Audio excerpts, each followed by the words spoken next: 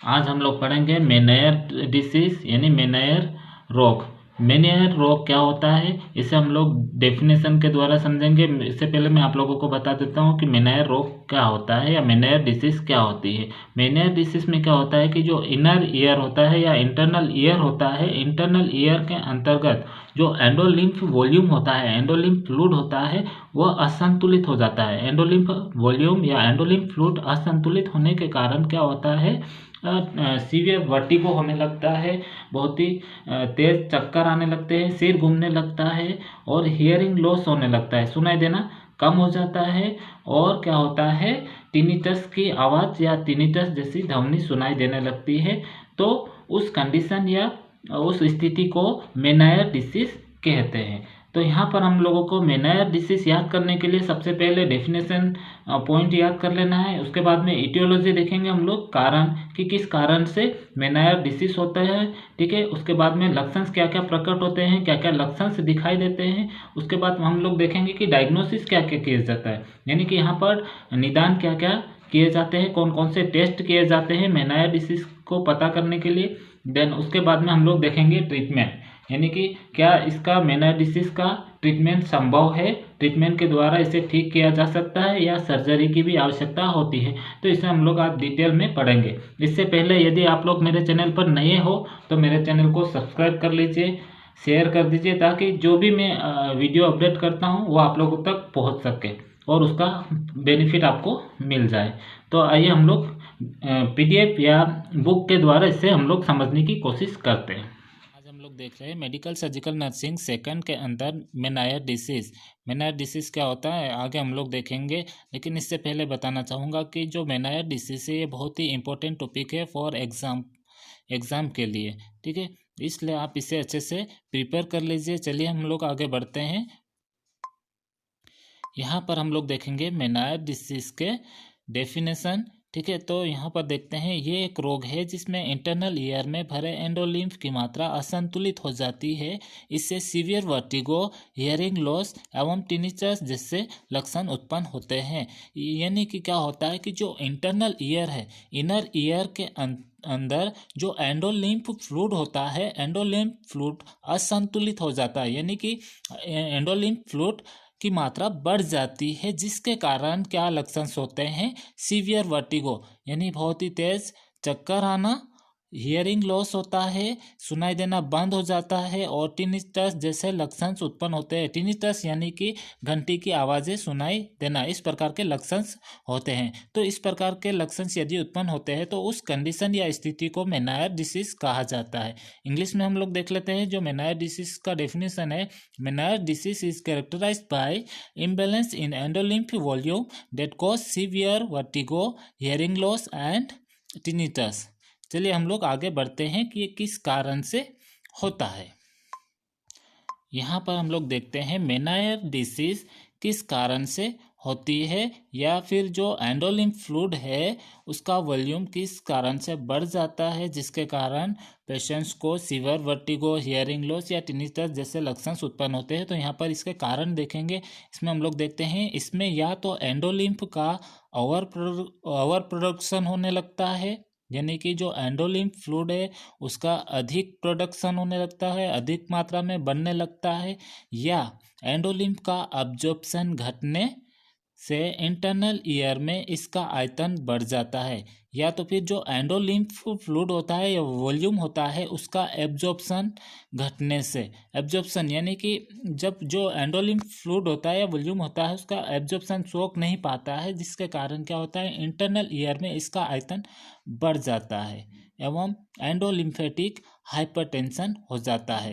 यानी कि जो एंडोलिम्फेटिक वॉल्यूम होता है वो अधिक बढ़ जाता है, इसे एंडोलिम्फेटिक हाइपरटेंशन भी कहा जाता है। इससे वेस्टिबुल एवं कोक्लिया के कार्य बंद होना आरंभ हो जाता है, यानी कि जो वेस्टिबुल और कोक्लिया नर्व होती है जो कि हियरिंग का कार्य करती है, वो कार्य करना बंद कर देती है। इसके निम्न कारण होते हैं। चलिए आगे बढ़ते हैं, इसके कौन कौन से कारण हो सकते हैं। ऑटोनोमिक नर्वस सिस्टम डिसफंक्शंस, यानी कि ऑटोनोमिक नर्वस सिस्टम डिसफंक्शंस हो जाता है। ऑटोमेटिक यानी जो नर्वस सिस्टम होता है उसमें विकार हो जाते हैं, या वो कार्य करना बंद कर देता है, उसके कारण भी मेनाइट डिसीज होती है। देन नेक्स्ट क्या है, हाइपर सेंसिटिविटी, यानी कि किसी ऐसे वस्तु से बहुत ही अधिक एलर्जी हो जाती है जिसके कारण भी मेनाइट डिसीज होते हैं या उसके लक्षण होते हैं। देन नेक्स्ट क्या है, प्रीमेस्चुरल एडिमा, यानी कि जो मासिक धर्म होता है, मासिक धर्म आने से पहले क्या होता है, स्वेलिंग होती है, एडिमा होने लगता है, तो उसे प्रीमेस्चुरल एडिमा कहते हैं। यदि प्रीमेस्चुरल एडिमा हो रहा है तो उसके कारण भी मेनायर डिसीज के लक्षण हो सकते हैं या मेनायर डिसीज हो सकती है। देन नेक्स्ट क्या है, इंटरनल ईयर की ब्लड वेसल्स में टेम्पररी कॉन्ट्रैक्शन होना, यानी कि जो इंटरनल ईयर है, इंटरनल ईयर की ब्लड वेसल्स में यदि टेम्पररी कॉन्ट्रैक्शन होता है या टेम्पररी अस्थायी रूप से किसी प्रकार की बाधा उत्पन्न होती है तो उसके कारण भी मेनाइट डिसीज हो सकती है। देन नेक्स्ट क्या है, किडनी डिसीज होना, यदि व्यक्ति या पर्सन्स को किडनी की बीमारी है तो उसके कारण भी मेनाइट डिसीज हो सकती है। देन लास्ट क्या है, हाइपोथायरॉयडिज्म, हाइपोथायरॉयडिज्म यानी कि जो थायराइड ग्लैंड होती है, थायराइड ग्लैंड थायराइड हार्मोन्स का प्रोडक्शन कम करती है या थायराइड हार्मोन्स की कमी हो जाती है जिसके कारण भी क्या होता है, मेनाइट डिसीज होती है। देन नेक्स्ट क्या है, क्लिनिकल फीचर्स या लक्षण, यहाँ पर हम लोग देखेंगे कि मेनायर डिसीज होने के बाद क्या क्या लक्षण दिखाई देते हैं। तो जो मेन लक्षण होते हैं, मेन 3 लक्षण होते हैं जिसे कि हमने डेफिनेशन में ही क्लियर कर लिया है। यहाँ पर देखते हैं कि इसमें 3 मुख्य लक्षण उत्पन्न होते हैं, ये निम्न है। तेज चक्कर आना, यानी सीवियर वर्टिगो होगा, बहुत ही अधिक तेज चक्कर आने लगता है, सिर घूमने लगता है। देन नेक्स्ट क्या है, तंत्रिका संवेदी बहरापन, यानी कि सेंसरी न्यूरल हियरिंग लॉस।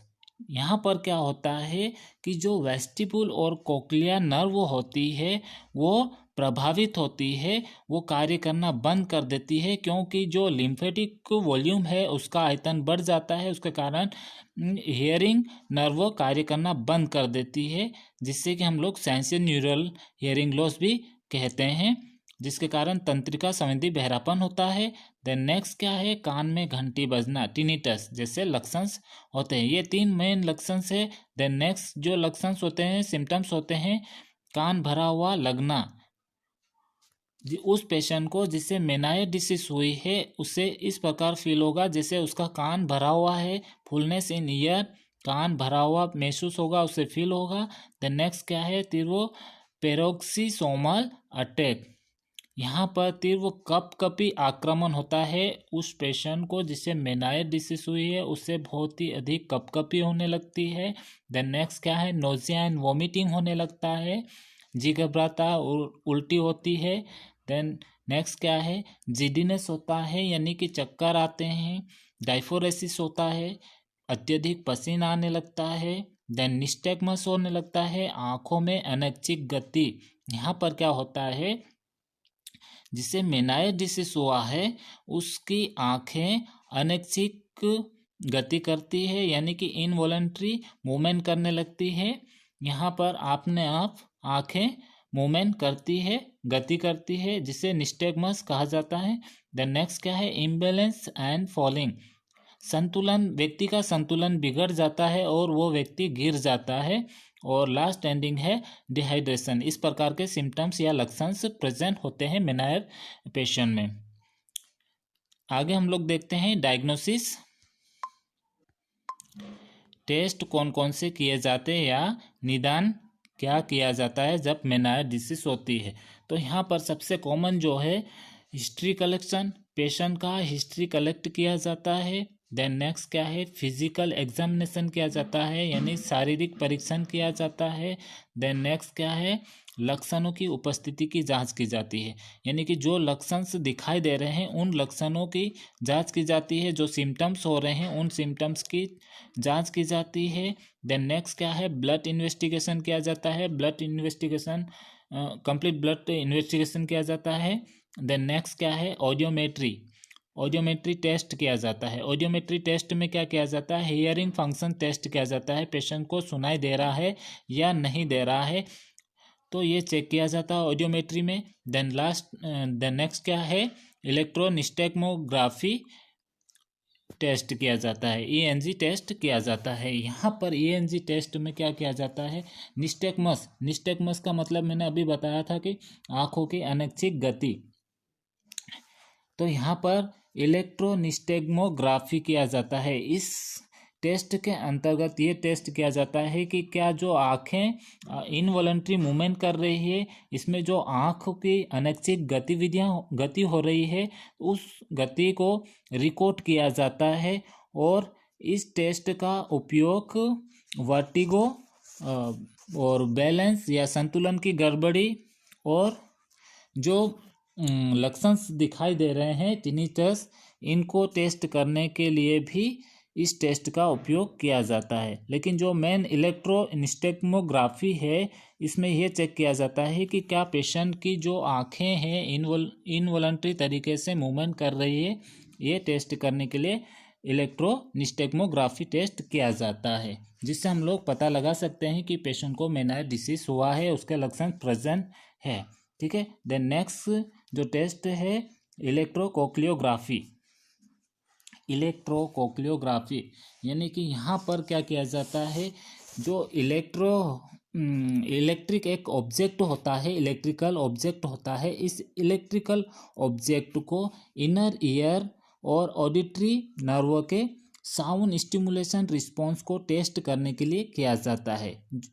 एक इलेक्ट्रिक ऑब्जेक्ट होता है, इस ऑब्जेक्ट को इनर ईयर और ऑडिटरी नर्व के साउंड स्टिमुलेशन रिस्पॉन्स, क्या जो साउंड उपलब्ध करवाया जा रहा है, उस साउंड को ऑडिटरी नर्व एक्सेप्ट कर रही है या नहीं कर रही है, ये टेस्ट करने के लिए इलेक्ट्रिक ऑब्जेक्ट का उपयोग किया जाता है इस टेस्ट के अंदर।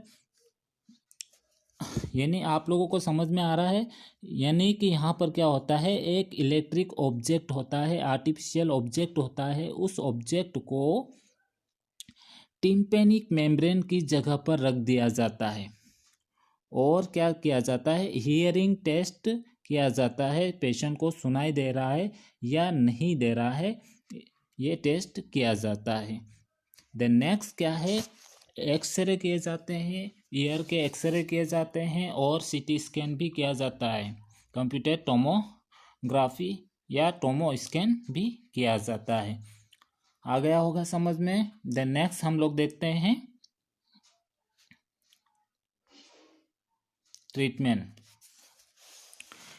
मेनायर डिसीज होने पर क्या क्या ट्रीटमेंट दिए जाते हैं, तो यहाँ पर हम लोग देखते हैं रोगी को वर्टिगो अटैक के दौरान एट्रोपिन एवं एफिनेफ्रिन ड्रग्स दी जाती है। वर्टिगो अटैक यानी जब रोगी या पेशेंट को चक्कर आते हैं, उसका सिर घूमने लगता है, तो उस कंडीशन में क्या किया जाता है, एट्रोपिन ड्रग्स दी जाती है और एपिनेफ्रिन ड्रग्स भी दी जाती है, जिससे कि उसके वर्टिगो सिम्टम्स या लक्षण को कम किया जा सके या उसे उपचारित या ट्रीटमेंट किया जा सके। देन नेक्स्ट क्या है, रोगी को निम्न मेडिसिन भी दी जाती है। रोगी को निम्न मेडिसिन भी दी जाती है। मेनायर डिसीज के लक्षण उत्पन्न होने पर निम्न प्रकार की ड्रग्स भी दी जाती है, जैसे कि यहाँ पर डाइफिन हाइड्रामिन ड्रग्स दी जाती है, मेक्लिजिन दी जाती है और डाइज़ेपाम दिया जाता है जब मेनायर डिसीज के लक्षण उत्पन्न हो रहे हो तो। देन नेक्स्ट क्या है, रोगी को कंटिन्यूअस ट्रीटमेंट में निम्न कार्य किए जाते हैं। कंटिन्यूअस यानी कि जो मेनायर डिसीज का पेशेंट होता है या मेनायर रोग का मरीज होता है, तो उससे कंटिन्यूअस ट्रीटमेंट में डायूरेटिक का उपयोग किया जाता है। डायूरेटिक यानी कि यदि बॉडी में फ्लूइड अधिक होता है तो उस फ्लूइड को कम करने के लिए डायूरेटिक्स दी जाती है, यूरिन की मात्रा बढ़ा जाती है, जिससे बॉडी फ्लूइड कम हो जाता है। देन नेक्स्ट क्या है, वेसोडाइलेटर्स का यूज़ करने के लिए कहा जाता है या ड्रग्स दी जाती है, और भोजन में कम नमक यूज़ करने की सलाह दी जाती है। देन नेक्स्ट क्या है, रोगी को एंटीहिस्टामिन एवं माइल्ड सेडेटिव भी दिए जाते हैं। एंटीहिस्टामिन यानी कि रोगी को एलर्जी को रोकने के लिए, बॉडी में जो एलर्जी हो रहा है एलर्जी को रोकने के लिए एंटीहिस्टामिन ड्रग्स भी दी जाती है। और माइल्ड सेडेटिव यानी कि कम मात्रा में सेडेटिव्स, नींद के लिए ड्रग्स भी दिए जाते हैं। जैसे कि यहाँ पर दिया गया है एग्जाम्पल, डाइफेनिहाइड्रोनाइट एंड फिनोबार्बिटल और डाइजिपम, इस प्रकार के ये ड्रग्स दी जाती हैं एंटीहिस्टामिन और माइल्ड सेडेटिव के रूप में। देन आ गया होगा, आई होप आप लोगों को सभी को समझ में आया होगा ट्रीटमेंट, ठीक है। देन नेक्स्ट क्या है हम लोग देखते हैं, सर्जरी। यदि ड्रग थेरेपी लाभदायक नहीं होती है तो सर्जरी की जाती है। यहाँ पर देखिए कि जो मेनायर डिसीज है या मेनायर रोग है, ठीक है, यदि उसे ड्रग्स थेरेपी दी जा रही है, दवाइयाँ दी जा रही है, उससे यदि उससे फ़ायदा नहीं होता है, उससे किसी भी प्रकार का लाभ नहीं होता है, उससे उपचार नहीं होता है, तो उस कंडीशन में सर्जरी की जाती है, ऑपरेशन किया जाता है। यहाँ पर ऑपरेशन कौन सा किया जाता है, नेक्स्ट देखिए, रोगी में प्रभावित लैब्रिन्थ को हटा दिया जाता है, इससे वर्टिगो एवं अन्य लक्षण बंद हो जाते हैं।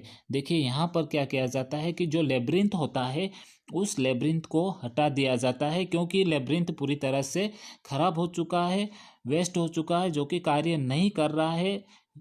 तो उस कंडीशन में सर्जरी या ऑपरेशन के द्वारा लैब्रिन्थ को हटा दिया जाता है, रिमूव कर दिया जाता है और उसे ट्रीट किया जाता है। लेकिन यहाँ पर लैब्रिन्थ को हटा देने से उस पेशेंट के जो भी लक्षण हो रहे थे, वर्टिगो हो रहा था, उसे चक्कर आ रहे थे और अन्य जो लक्षण हो रहे थे वो सारे लक्षण बंद हो जाते हैं। लेकिन मेन प्रॉब्लम ये है कि सर्जरी कर देने से या लैब्रिन्थ को हटा देने से व्यक्ति पूरी तरह से बहरापन हो जाता है, उसे सुनाई नहीं देता है, टोटली हियरिंग लॉस हो जाता है।